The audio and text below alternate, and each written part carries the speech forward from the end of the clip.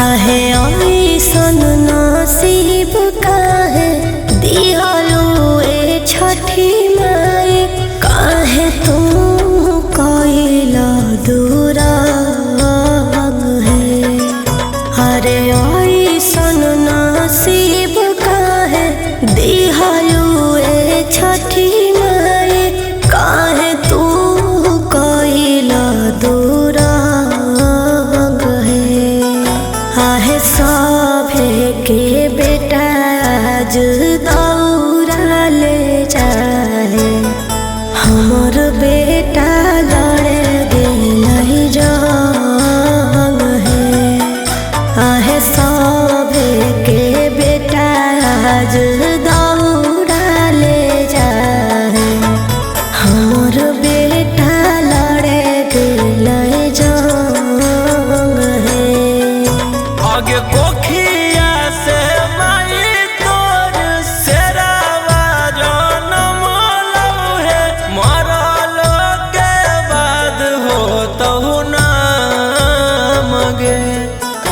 आगे एगो बेटा देशो के किसनवा गे मैया, दूसरा वीर जवान गे। आगे एगो बेटा देश के किसनवा गे मैया, दूसरा वीर जवान गे।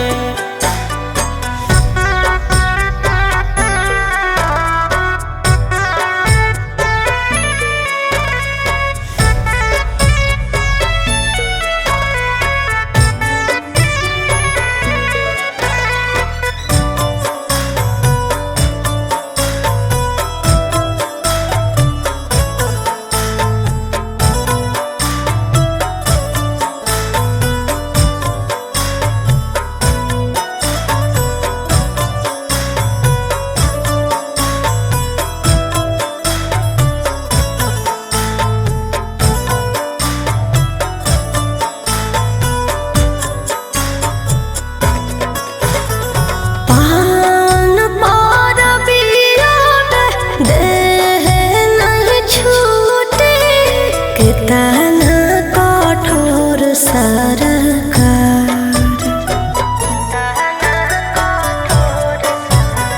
देशवा बचावे खातिर छोड़े पड़ो हकई मैया के घर परिवार। आहे बबुआ जे रहा तोहल नदी घाटे चला तोहल, देती आई हल रघ के संग है। आहे सभे के बेटा आज दौड़ा ले जाए, हमर बेटा लड़े गेलै जंग है। आहे सभे के बेटा आज दौड़ा ले जाए, हमर बेटा लड़े गेलै जंग है।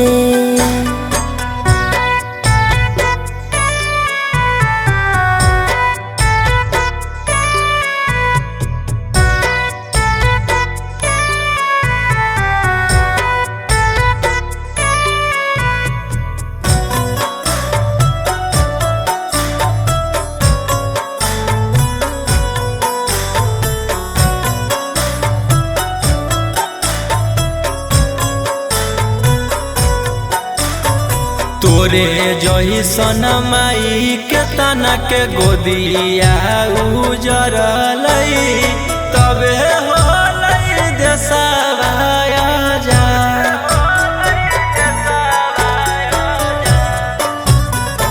एतने तू दया बड़ सही है छठी माई, रहे हमर बबुआ आबाद।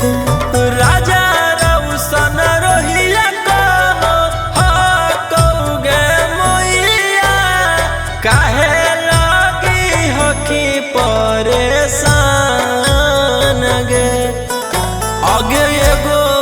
बेटा दे सके किसन गे मैया दूसरा